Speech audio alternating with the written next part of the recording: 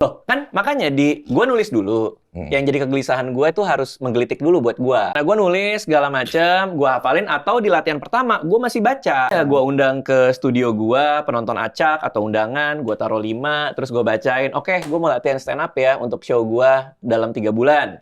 Ini pertemuan pertama, jadi jangan expect buat lucu, gue mau ngetes doang. Gue ceritain lah.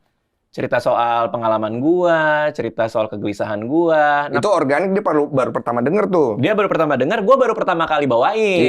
Iya. Ya pasti banyak nggak lucunya. Jadi kalau pertanyaan lo, ada nggak lawakan yang nggak works? Ya selalu ada. Dari situ lu revisi. Dari situ gua revisi menjadi latihan kedua. Latihan kedua 7 orang. Oh. 7 orang gua udah mulai lepas dikit. Gua mulai ngobrol apa segala macam. Contohnya gua ada materi, misalnya premis gua soal semua orang bilang punya 2 anak itu enak.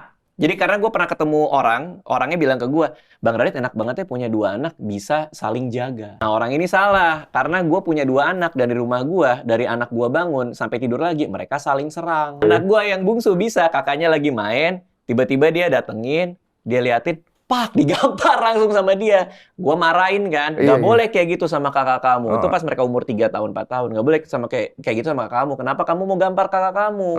Pengen, terus dia cabut. Nah gimana cara gue berargumen sama orang yang argumennya tuh pengen? Kita ngeraba, sama gue juga. Maksudnya gue ngeraba, kira-kira lo tuh suka yang kayak apa? Masuknya kemana? Jadi bilangan pembagi komedi kalau gue nyebutnya. Bilangan pembagi komedi. Iya, jadi di tema seperti apa yang kayaknya relate buat dia. Jadi ngeraba gitu juga Jadi kadang-kadang. lo harus baca karakter juga ya? Iya, kalau gue ngobrol sama lo, mungkin yang kayak gini-gini, kayaknya dia suka nih. Iya. Ada itu juga. Makanya gue ceritain soal anak gue. Lo kan punya anak juga. Iya. Gitu. Dan gue juga ngerasa kadang-kadang gue garing.